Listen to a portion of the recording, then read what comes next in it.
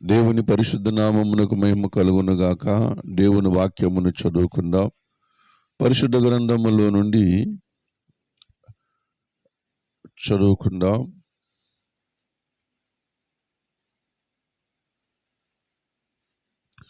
నిర్గమాకాండం 30వ అధ్యాయము. నిర్గమాకాండము 30వ అధ్యాయము 27వ వచనాన్ని చదువుతున్నాను, శ్రద్ధగా ఆలకించండి. బల్లను దాని ఉపకరణములన్నిటినీ, దీపవృక్షమును దాని ఉపకరణములను, ధూపవేదికను, దహన బలిపీఠము దాని ఉపకరణములన్నిటినీ, గంగాళమును దాని పీటను అభిషేకించి అవి అతి పరిశుద్ధమైనవిగా ఉండునట్లు వాటిని ప్రతిష్ఠింపవలెను. వాటికి తగులు ప్రతి వస్తువు ప్రతిష్ఠితమగును. చిన్న మాట ప్రార్థన చేసుకుందాం. ప్రేమ కలిగిన మా తండ్రి, పరిశుద్ధుడైన మా ప్రభువా, నీకు స్తోత్రములు చెల్లించుకొనిచ్చు ఉన్నాము నాయన. ఈ దినమందు మీరు మాకు ఇచ్చిన శ్రేష్టమైన నీ వాక్యము కొరకై నీకు వందనాలు, స్తోత్రములు చెల్లించుకొనిచ్చు ఉన్నాం. గడిచిన దినాల నుండి నాయనా నా ప్రభువా, నీ సృష్టి క్రమములో 7 ఘట్టముల గురించి నాయనా ఇశ్రాయేలు యొక్క నాయనా ప్రభు యాత్ర, నాయనా నా ప్రధాని గురించి ఇశ్రాయేలు అరణ్య యాత్ర 7 ఘట్టముల గురించి, ప్రత్యక్ష గుడారములో ఉన్నటువంటి 7 ఉపకరణముల గురించి నీ వాక్యమును ధ్యానము చేసుకోవడానికి నువ్వు కృప చూపించినందులకు నీకు వందనాలు, స్తోత్రములు తండ్రి. ఈ దినమందు యేసుక్రీస్తు ప్రభువా, నాయన నీ ఉపకరణములో సువర్ణ ధూపవేదికను గూర్చి నాయన ఉపకరణము గురించి ధ్యానము చేస్తూ ఉంటుండగా, యేసయ్యా నీ తలంపులు, నీ ఉద్దేశములు మాకు బయలుపరచండి. వీటి ద్వారా తండ్రి నాయన మాకు ఆత్మీయ పాఠాలు, నాయన నా ప్రభువా, పరిశుద్ధతను కూర్చున్న పాఠాలు, నీతిమంతుడని నిన్ను కలుసుకునే పాఠాలు ప్రభు తండ్రి నాయన మాకు దయచేయమని ప్రార్థన చేసుకుని ఉన్నాం. నేడు మానుదిన ఆహారం మాకు దయచేయము దేవా నా ప్రభువా. నీ మాట వల్లనే కదా మన తండ్రి నాయన మేము జీవించేది, బ్రతికేది. నాయన నీ యొక్క నోటి మాటల చేత మా హృదయములను, మా మనసులను, మా ఆత్మలను సంతృప్తి పరిచేవాడు నీవే కదా ప్రభువా. నీకు స్తోత్రములు తండ్రి. చదవబడిన లేఖన భాగమును మా వినికుడిలో మీరు దీవించి మీరు ఆస్వాదించమని, సమస్త ఘనత, మహిమ, ప్రభావాలు మీరే పొందుకొనమని యేసు పరిశుద్ధ నామమును బట్టి అడుగుచున్నాము తండ్రి. ఆమీన్, ఆమీన్, ఆమీన్. ప్రభునందు నాకు అత్యంత మిక్కిలి ప్రియమైనటువంటి దేవుని బిడ్డలారా, ప్రత్యక్ష గుడారములోని మరి యొక్క ఉపకరణాల గురించి, ఒక్కొక్క ఉపకరణమును గురించి, ఒక్కొక్క గదిని గురించి మనము దేవుని యొక్క వాక్యములో ధ్యానం చేస్తూ ఉంటున్నాం. ఇశ్రాయేలు ప్రజలకు దేవుడు ఆజ్ఞాపించాడు, మోషే ద్వారా మోషేతో మాట్లాడుతున్నాడు. నేను వచ్చి వారి మధ్య నివసించున్నట్లు నాకు ఒక పరిశుద్ధ స్థలమును నిర్మింపవలెను అనే దేవుని వాక్యము చేత దేవుడు పలికాడు.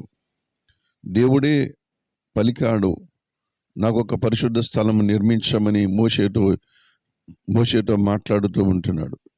దేవుడు మోషేకు ఆజ్ఞాపించిన ప్రకారముగా ఒక చక్కటి పరిశుద్ధ స్థలాన్ని ఇశ్రాయేలు ప్రజల మధ్య మరి నియమించినట్లుగా మనం చూస్తూ ఉంటున్నాం. ప్రత్యక్షము గుడారము చుట్టూ కూడా, ప్రత్యక్ష గుడారం ఇశ్రాయేలు ప్రజల మధ్యలో ఉండేది. ఆ ప్రత్యక్ష గుడారము చుట్టూ కూడా ఇశ్రాయేలు ప్రజలు మరి దేవుడు కేటాయించినట్టుగా వాళ్ళందరూ కూడా దాని చుట్టూ మరి గుడారాలు వేసుకుంటూ ఉండేవారు. అటువంటి ప్రత్యక్ష గుడారములో ఉన్నటువంటి ఉపకరణాల గురించి మనము ధ్యానము చేసుకుంటూ ఉంటున్నాం. అందులో మొట్టమొదటిది ఏంటంటే బలిపీఠం, రెండవది ఇత్తడి గంగాళం, మూడవది దేవుని సముఖపు రొట్టెల బల్ల, నాలుగవది దీపస్తంభము. 5వది ఇప్పుడు మనం ధ్యానం చేసుకుంటున్నటువంటిది సువర్ణ ధూప వేదిక. ఈ మాటలు మీరు మర్చిపోకూడదు. ఈరోజు మనం ధ్యానము చేస్తున్నటువంటి ఉపకరణం పేరేం పేరంటే సువర్ణ ధూప వేదికను గురించి ఈ యొక్క తెల్లవారుజామున మరియు యొక్క వెలుగు ఇంకా రాకమునిపే ఈ వాక్యమును గురించి మనము ధ్యానము చేస్తూ ఉంటున్నాం.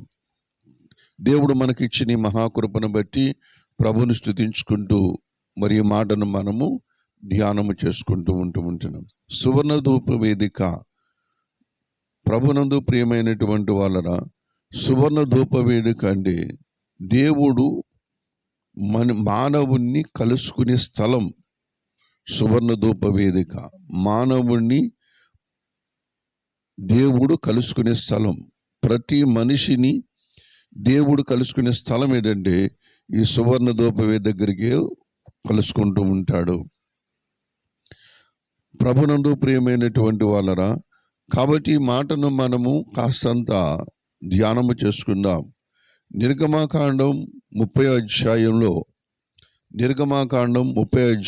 6వ వచనములో ఈ మాట మనకు కనబడుతూ ఉంటున్నది. సాక్ష్యపు మందసము నద్ద నుండి అడ్డుతెర ఎదుట, అనగా శాసనముల మీది కరుణాపీఠం ఎదుట నీవు దాన్ని ఉంచవలెను, అక్కడ నేను నిన్ను కలుసుకొందును అంటూ ఉంటుంది. దేవుని బిడ్డలారా, బలిపీఠము దగ్గర ఆయన కలుసుకోలేడు, ఇత్తడి గంగాళము దగ్గర ఆయన కలుసుకోలేడు, దేవుని సముఖపు రొట్టెల బల్ల దగ్గర ఆయన కలుసుకోలేడు, దీపస్తంభము దగ్గర కూడా కలుసుకోలేదు. కానీ ఒక ప్రత్యేకమైనటువంటి ధూపవేదిక దగ్గర ఆయన వచ్చి కలుసుకుంటూ ఉంటున్నాడు. ఆయన వచ్చి యాజకుడిని కలుసుకోవడమే కాదు, ఇశ్రాయేలు ప్రజలను కూడా అక్కడ కలుసుకుంటానని చెబుతూ ఉంటున్నాడు. ఇశ్రాయేలు ప్రజలను కూడా అక్కడికి వచ్చి కలుసుకుంటాను అని చెప్పేసి మాట్లాడుతూ ఉంటున్నాడు. నిర్గమాకాండం 29వ అధ్యాయము 43వ వచనములో చదువుకున్నట్లయితే, అక్కడకు వచ్చి ఇశ్రాయేలును కలుసుకుందును, అది నా మహిమ వలన పరిశుద్ధపరచబడును అని చెప్పేసి మాట్లాడుతూ ఉంటున్నాడు. నేను ఇశ్రాయేలు ప్రజలను కూడా అక్కడ కలుసుకుంటాను అని చెప్పి మాట్లాడుతూ ఉంటున్నాడు. మరొక విషయం ఏంటంటే, ఈ యొక్క నిర్గమాకాండం 30వ అధ్యాయములో 36వ వచనములో కూడా అదే మాట మనకు కనబడుతూ ఉంటున్నది. దానిలో కొంచెము పొడి చేసి నేను నిన్ను కలుసుకుని ప్రత్యక్ష గుడారములోని సాక్ష్యపు మందసము ఎదుట దాన్ని ఉంచవలెను. సాక్ష్యపు మందసము ఎదుట ఉన్నదంటే సువర్ణ ధూప వేదిక, దీనికి మధ్యలో ఉన్నదంటే దేవుని మండసం ఉన్నది. ప్రభునందు మండసం యువతలో ఉండేది ఏంటంటే సువర్ణ ధూప వేదిక ఉన్నది, అక్కడ నేను కలుసుకుంటాను అని చెప్పేసి మాట్లాడుతూ ఉంటున్నాడు. చూడండి, దేవుడు మానవునికి తాను ఎడబాపు లేనటువంటి సహవాసము కలిగి ఉండాలని దేవుడు నిశ్చయించాడు. మానవుడు కూడా అదే ఎడబాటు లేని సహవాసమును కలిగి ఉండాలి. దేవుని మందిరములోని ఉపకరణములతో, దేవుని యొక్క సంకల్పముతో మన జీవితాలు ఎప్పుడూ కూడా మమేకమై ఉండాలి, ఎప్పుడూ కూడా అనుసంధానముగా ఉండాలి. ఆయనతోనే మన జీవితం ఉన్నదని మనం ఎరిగిన వారమే ఈ భూమి మీద యాత్రికులు, పరదేశులంగా ఆయన కలుసుకుంటూ నిత్యము ధూపం వేయడానికి ఒక ధూప వేదికను దేవుడు సిద్ధపరుస్తూ ఉంటున్నాడు. దాని మీదే ధూపం వేయాలి. దాని మీదే ప్రభునందు ప్రియమైనటువంటి వాళ్ళరా, మరి యొక్క సుగంధ ద్రవ్యములు సంబంధించినటువంటి అవన్నీ కూడా సాంబ్రాణి కానివ్వండి, ఇతర ధూపం వేసే సామగ్రి అన్ని కూడా దాని మీదే వేయాలి. అది ధూపముగా ఎలాగైతే పైకి వెళుతూ ఉంటున్నారో, మానవుడు చేసిన ప్రార్థనలు కూడా దేవుని సన్నిధికి ధూపం వలె వెళ్ళాలి. మానవుడి యొక్క జీవిత మార్పు యొక్క పరిశుద్ధ క్రియలను కూడా దేవుని దగ్గరకు జ్ఞాపకార్థం వెళ్ళినప్పుడు దేవుడు ఆ ప్రార్థన ఆలకించి ఆ ధూపవేదిక దగ్గరకు వచ్చినటువంటి వ్యక్తిని కలుసుకునే స్థలం ఏదైనా ఉందంటే ప్రత్యక్ష గుడారములోని సువర్ణ ధూప వేదికని దేవుని యొక్క వాక్యములో మనం చూడగలుగుతూ ఉంటున్నాం. ప్రభునందు అదే అంతేకాదు, సంఖ్యాకాండములో కూడా ఒక మాట చెబుతూ ఉంటాడు. దయచేసి ఆ మాటను కూడా మనము జ్ఞాపకం చేసుకున్నాం. సంఖ్యాకాండము 17వ అధ్యాయం, సంఖ్యాకాండము 17వ అధ్యాయము 4వ వచనాన్ని చదువుతున్నాను, శ్రద్ధగా ఆలకించండి. 4వ వచనం. నేను మిమ్మల్ని కలుసుకొని ప్రత్యక్ష గుడారములోని శాసనముల ఎదుట వాటిని ఉంచవలెను. నేను మిమ్మల్ని కలుసుకొను ప్రత్యక్ష గుడారములోని శాసనముల ఎదుట వాటిని ఉంచవలెను అంటున్నాడు. అంటే కరుణాపీఠం యువతలో ఉన్నది అది ధూపవేదిక, సువర్ణ ధూప, అక్కడ కలుసుకుంటానని చెప్పేసి ఇక్కడ కూడా మాట్లాడుతూ ఉంటున్నాడు. ప్రభునందు ప్రియమైనటువంటి వాళ్ళరా, సంఖ్యాకాండము 7వ అధ్యాయం, సంఖ్యాకాండము 7వ అధ్యాయము 90వ వచనములో ఇలా మాట్లాడుతూ ఉంటున్నాడు. మళ్ళీ అక్కడ కూడా ఈ సంగతిని మాట్లాడుతూ ఉన్నాడు. 90వ వచనం. మోషే యెహోవాతో మాటలాడుటకు ప్రత్యక్ష గుడారములోనికి వెళ్ళినప్పుడు సాక్ష్యపు మందసం మీదనున్న కరుణాపీఠం మీద నుండి, అనగా 2 కెరూబుల నడుము నుండి తనతో మాట్లాడిన యెహోవా స్వరం అతని వినెను. అతడు ఆయనతో మాట్లాడెను. మోషే ప్రత్యక్ష గుడారములోని కరుణాపీఠము దగ్గర నుంచి మాట్లాడుతూ ఉన్నప్పుడు మోషే ఆ స్వరమును విన్నాడు. అతడు దేవునితో మాట్లాడాడు. దేవుడు అతనితో మోషేతో మాట్లాడినట్లుగా కనబడుతూ ఉన్నది. మోషే దేవునితో మాట్లాడినట్లుగా కనబడుతూ ఉంటుంది. ఇది ఎడతెగని సహవాసం, మనుషులతో దేవునికి ఉన్న ఎడతెగనటువంటి సహవాసం. మరి మనుషులు దేవునితో కూడా అట్టి సహవాసం కలిగి ఉండాలని దేవుడు సువర్ణ ధూప వేడుకను మనకు ప్రత్యక్షపరుస్తూ ఉంటున్నాడు. ప్రభునందు ప్రియమైనటువంటి వాళ్ళరా, ఇది ఆధ్యాత్మిక జీవితంలో మన జీవితానికి ఎంతైనా ఆశీర్వాదకరమైనటువంటి శుభసూచకమని మీకు మనవి చేస్తూ ఉంటున్నాను. మన ఆత్మీయ జీవితంలో ఈ సువర్ణ ధూప వేదిక దగ్గరకు మనమందరం వచ్చి అక్కడ ధూపం వేయాలి. అక్కడ పరిమళ ద్రవ్యములతో, సిద్ధపరచబడిన పరిమళ ద్రవ్యములతో అక్కడ ధూపం వేయాలి. కొర్నేలి ఎలాగైతే నీతిమంతుడు, యథార్థవంతుడు, సత్యవంతుడు, దాన ధర్మములు చేసేవాడు, ఎలాగైతే ప్రభునందు ప్రేమ ధర్మకార్యములు చేసినప్పుడు ఎలాగైతే దేవుని సన్నిధికి జ్ఞాపకార్థముగా వెళ్ళాయో, మన జీవితంలో పరిశుద్ధుల యొక్క నీతి క్రియలను మనం సంపాదించుకొని పరిశుద్ధులతో మనం కలుసుకొని వారి దగ్గర నేర్చుకున్నటువంటి విషయాలన్నీ కూడా సువర్ణ ధూప దగ్గరికి వెళ్ళి, దేవుని బిడ్డలారా, అక్కడ మనము దేవుని స్తుతించి ఆరాధించి దేవునికి స్తుతిధూప నైవేద్యములు అక్కడ అర్పించవలసిన వారం ఉంటున్నాం. అప్పుడు అక్కడ నేను కలుసుకుంటూ ఉంటాడు. అప్పుడు నీ దగ్గరకు వచ్చి నీతో మాట్లాడుతూ ఉంటాడు. నిన్ను ఎక్కడికి తీసుకెళ్తాడంటే కరుణాపీఠం దగ్గర తీసుకెళ్తూ ఉంటాడు. హల్లెలూయా. కరుణాపీఠం దగ్గరికి నిన్ను తీసుకుని వెళుతూ ఉంటాడు. దేవునితో నీకు సరైనటువంటి సంబంధాలు, సత్సంబంధాలు, దేవునికి నీకు ఎడబాపు లేనటువంటి సంబంధం దేవుడు అక్కడ మనకందరికీ కూడా సిద్ధపరుస్తూ ఉంటున్నాడు. హల్లెలూయా. దేవుణ్ణి ఏ మనుషుడు చూడలేడని లేఖనం చెబుతూ ఉంటున్నది. దేవుణ్ణి ఏ మనుషుడు చూడలేడని లేఖనం చెబుతూ ఉంటుంది. ఆయన దగ్గరికి ఎవరు వెళ్ళలేరు, ఆయన దగ్గరికి ఎవరు చేరుకోలేరు. కానీ ఆయన దగ్గరికి వెళ్ళాలి, చేరుకోవాలి, చూడాలంటే సాక్షాత్తు ఆ దేవుడే రావాలి. ఆ దేవుడు వచ్చి నిన్ను తీసుకుని వెళ్ళాలి, ఆయన దగ్గరికి తీసుకుని వెళ్ళాలి. ప్రభునందు ప్రియమైనటువంటి వాళ్ళరా, ఆయన వచ్చి తీసుకుని వెళ్ళకపోతే ఏ మనుషుడు కూడా వెళ్ళలేడు.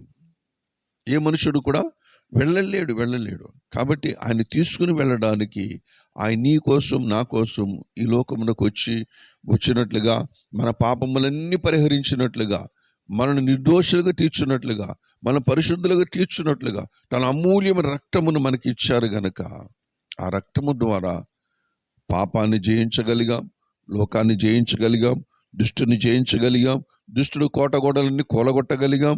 దేవుని దగ్గరకు వచ్చి అబ్బా తండ్రి అని మొరపెట్టుకుంటూ ఉంటున్నాం. ఎవరు మొరపెడుతున్నారు? నీవు కాదు. నీవు మొరపెడితే కనీసం నీ కప్పు దాటదు, నీవు మొరపెడితే కనీసం ఆకాశం కూడా దాటదు. నీవు మొర ఆలకించాడుగా, నీ మొర వెళ్ళదు. కానీ నీలో ఉన్నటువంటి పరిశుద్ధాత్మ దేవుడు ఉన్నారు చూశారు. యేసుక్రీస్తు వారు ఆరోహణమైపోయిన తర్వాత పంపించిన పరిశుద్ధాత్మ దేవుడు ఉన్నాడు చూశారు. ఆయన మనలో ఉండి మొరపెడుతూ ఉంటున్నాడు. ఆయన మొర పెడుతున్నాడు కనుకని ఈ మొర నీ మొరగా దేవుని సన్నిధికి చేరుకుంటూ ఉంటున్నది. దేవుని సన్నిధికి చేరుకొని అది ధూపం వలె ఇంపైనటువంటి సువాసనగా చేరుకుంటూ ఉంటున్నది. ప్రభునందు ప్రియమైనటువంటి వాళ్ళరా, ఆ చేరుకున్న తర్వాత దేవుడు నిన్ను కలుసుకోవడానికి ప్రత్యక్ష గుడారములో ఉన్నటువంటి ధూపవేది దగ్గరికి ఆయన వస్తూ ఉంటున్నాడు సంగతి మనం జ్ఞాపకం చేసుకోవాలి. అందుకనే షోలమితి అంటూ ఉంటుంది. షోలమితి యేసు ప్రభువుని కలుసుకుంది, దేవుని కలుసుకుంది, మనకలాగే వెతికింది, మనకలాగే ఎన్నో శ్రమలు పడింది. ప్రభునందు ప్రియమైనటువంటి వాళ్ళరా, ఎన్నో బాధలు పడింది, ఎన్నో దెబ్బలు తిన్నది, తిరస్కారం పొందింది, నిందించబడింది, ప్రభునందు హేళన చేయబడింది. అయినా ఎన్ని శ్రమలు పడినా సరే తన లక్ష్యమును మాత్రం మర్చిపోలేడు. తాను ఉద్దేశించిన లక్ష్యమును మాత్రం మర్చిపోలేడు. నేను నా ప్రియుని కలుసుకోవాలి, నేను నా ప్రభువును కలుసుకోవాలి అని ఆమె నిరంతరము తపన. ఎవరికి? షూలమితికి. తన ఆత్మీయ జీవితంలో ఎక్కడెక్కడ ఎదగాలో, ఎక్కడెక్కడ పెరగాలో, ఏ మందల దగ్గర ఉండాలో, ఏ జతకాళ్ళతో ఉండాలో అవన్నీ కూడా వెతుక్కున్నది. దేవుని లేఖనాలు ఎలాగా ధ్యానం చేసుకోవాలి వెతుక్కున్నది. కావలి వారి దగ్గరికి వెళ్ళింది, కొట్టారు, గాయపరిచారు. ప్రభునందు ప్రియమైనటువంటి వాళ్ళరా, ఇంకా చాలామంది కాపర్ల దగ్గరికి వెళ్ళింది, వాళ్ళు కూడా హేళన చేశారు. అనేక మంది దగ్గరికి వెళ్ళింది, అందరూ వేళన చేసినప్పుడు కూడా విచారముతో ఉన్నప్పుడు ఇదిగో తను ఒంటరిగా వెళుతూ ఉన్న సమయంలో ఈ సమస్యలను ఎదుర్కొని ఒంటరిగా వెళ్తున్న సమయంలో తన ప్రియుడు తనకి ఎదురుపడ్డాడట. హల్లెలూయా. తన ప్రియుడు తనకి ఎదురుపడిన తర్వాత మరి తన తల్లి ఇంటికి తోడుకుని తీసుకొచ్చినట్టుగా మనం బైబిల్ గ్రంథంలో చూస్తూ ఉంటున్నాం. దేవుని దగ్గరకు తన పుట్టినింటికి తీసుకుని వచ్చినట్లుగా మనం ఉంటున్నాం. తన పుట్టింటికి తీసుకొచ్చిన తర్వాత దేవుడు ఆమెను ఎక్కడ తీసుకెళ్ళాడు తెలుసా? తన విందుశాలకు తోడుకుని తీసుకెళ్ళాడంట. హల్లెలూయా. తన విందుశాలకు తాను తోడుకుని తీసుకుని వెళ్ళినట్లుగా పరిశుద్ధ గ్రంథమైనటువంటి పరమగీత గ్రంథములో, కావ్య గ్రంథములో మనకి ఆ మాట ప్రత్యక్షమవుతూ ఉంటున్నది. దయచేసి పరమగీత గ్రంథము 2వ అధ్యాయం 4వ వచనములో, అతడు నన్ను విందుశాలకు తోడుకొని పోయెను, నా మీద ప్రేమను ధ్వజముగా ఎత్తెను అనే మాట కనబడుతూ ఉంది. ఈ సువర్ణ ధూప వేడుక చూడండి, దేవునికిని మానవునికిని ఎంత అద్భుతమైనటువంటి సహవాసము, అనుసంధానము చేస్తున్నదో చూడండి. అవును, ప్రార్థననే ధూపము పాపైన మనుషుణ్ణి పరిశుద్ధుడైన దేవుణ్ణి కలపగలిగిన సామర్థ్యము కలిగినది ధూపవేదిక. పాపైన మనుషుణ్ణి పరిశుద్ధుడైన దేవుణ్ణి ఇద్దరిని ఏకము చేయగలిగినటువంటిది. ఎలాగా?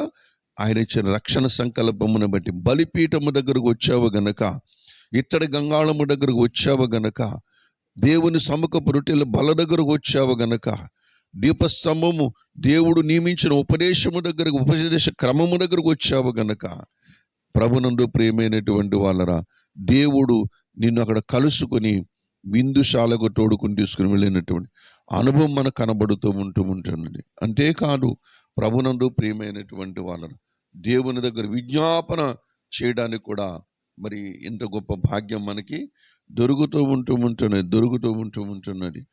అందుకని ఆయన మన కొరకు విజ్ఞాపన చేస్తున్నాడని, మన పక్షముని విజ్ఞాపన చేస్తున్నాడని పరిశుద్ధ గ్రంథము కూడా మనకు తెలియజేస్తుంది. ఎందుకంటే ఎవరు కూడా ఆయన ద్వారా తప్ప మరి ఎవ్వరు కూడా దేవుని దగ్గరికి ఆయనే తీసుకువెళ్ళాలి. ఆ సువర్ణ ధూపవేదిక దగ్గర కలుసుకుని ఆయనే మనం తీసుకున్నారు. సువర్ణ ధూపవేదిక ఒక ప్రార్థనకి, ఒక ధూపానికే కాదు, అది యేసు ప్రభువుకి రక్షణ మరి సాదృశ్యంగా కనబడుతూ ఉంటున్నది. ప్రతి ఉపకరణము కూడా యేసు ప్రభు సాదృశ్యంగా కనబడుతూ ఉంటుంది. బలిపీఠము కూడా యేసు ప్రభు సాదృశ్యంగా కనబడుతూ ఉంటుంది. ఇత్తడి గంగాళము కూడా యేసు ప్రభు సాదృశ్యంగా, ప్రతి వస్తువు కూడా యేసు కనబడతాడండి. మన జీవితంలో మన ఆత్మీయ నేత్రాలు తెరవబడితే, మన మనోనేత్రములు వెలిగించబడితే, మన చెవులు తెరవబడితే, మన హృదయం విశాలపరచబడితే, ప్రతి వస్తువులో కూడా యేసు ప్రభు కనబడుతూ ఉంటారు. ఈ మధ్యన సైంటిస్టులు కూడా ఒక మాట చెబుతూ ఉంటున్నారు.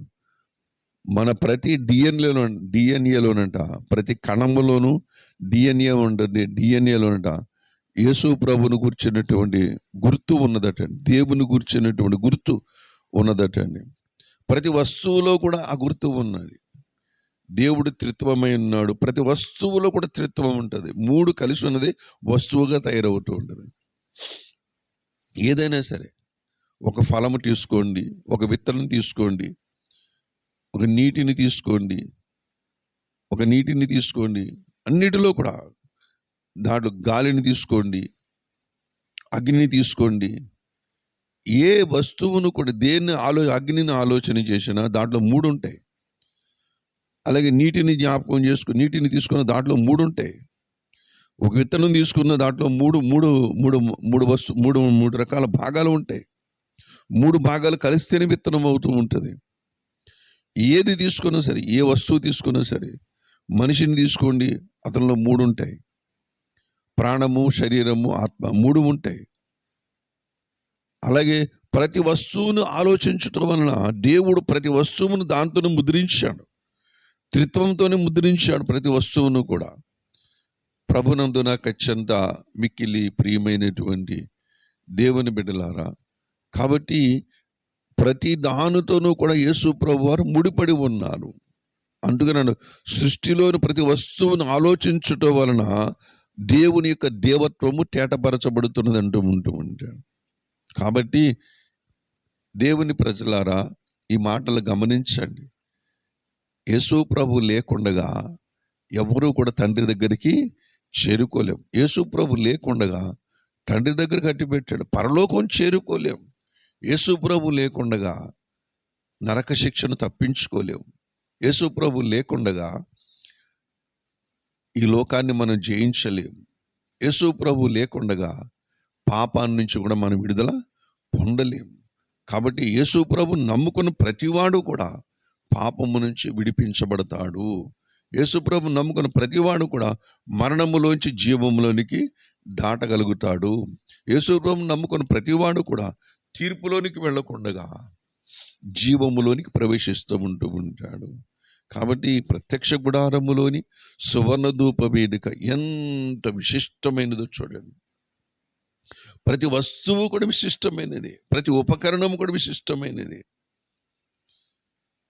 విశ్వాస జీవితంలో మనము కూడా ప్రభునందు అంత విశిష్టముగా ఉండాలని, అంత ప్రత్యేకించబడిన వారుగా ఉండాలని దేవుడు నన్ను కోరుకుంటూ ఉంటున్నాడు. ఆయనే మనకు ప్రత్యక్ష గుడారం అయ్యాడు. ఆయనే మనకు దాగుచోటు అయ్యాడు. ఆయనే మనకు సర్వస్వం అయ్యాడు. హల్లెలూయా. కాబట్టి ప్రభునందు ప్రియమైనటువంటి వాళ్ళరా, క్రీస్తులో నుండి వచ్చినటువంటి విశ్వాసులకు చూచిన, క్రీస్తులో నుండి వచ్చినటువంటి విశ్వాసులకు చూచిన సువర్ణ ధూప వేదిక. హల్లెలూయా, హల్లెలూయా. క్రీస్తులో నుండి వచ్చిన విశ్వాసులకు చూచిన ఏది? సువర్ణ ధూపం. ఎక్కడుంది? ప్రత్యక్ష గుడారములో సెంటర్ ప్లేస్లో ఉన్నది. అక్కడికి వచ్చి మనల్ని కలుసుకొని కరుణాపీఠం మీద తీసుకెళ్ళగలిగిన వాడు ఎవరంటే ప్రభు అయినటువంటి యేసుక్రీస్తు. ఒక మాట చదవండి, నేను ముగించేస్తాను. ప్రకటన గ్రంథము హల్లెలూయా 8వ అధ్యాయం. ప్రకటన గ్రంథము 8వ అధ్యాయము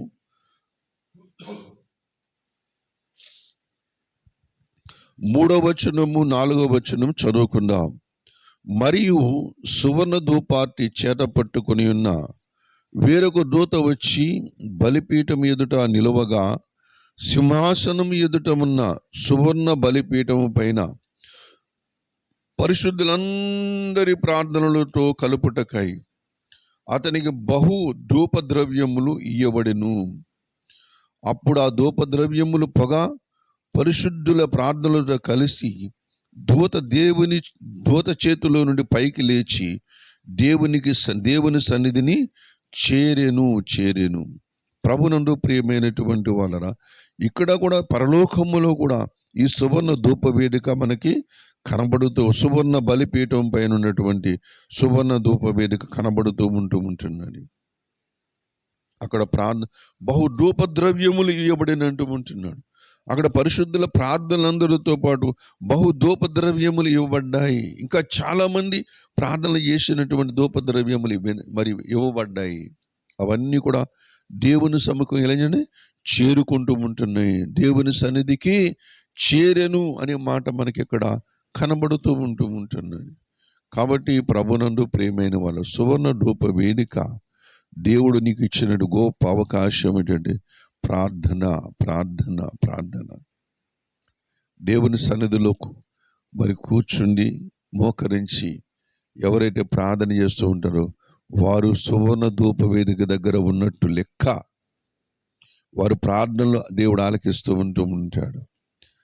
ఆలకించి నిన్ను రక్షించడానికి, నిన్ను విమోచించడానికి, నిన్ను ప్రభువుతో కలిసి ప్రభువుతో ఏకము చేయడానికి, తండ్రి అయిన దేవునితో నేను ఏకము చేయడానికి ఆయన నీ కోసం నా కోసం కలుసుకునే స్థలమే సువర్ణ ధూప వేదిక. కాబట్టి ప్రభునందు ప్రియమైన వాళ్ళ ఆ సువర్ణ ధూప వేదిక వచ్చి మనమందరము కూడా దేవునికి స్తుతియాగం అర్పించుకుందాం.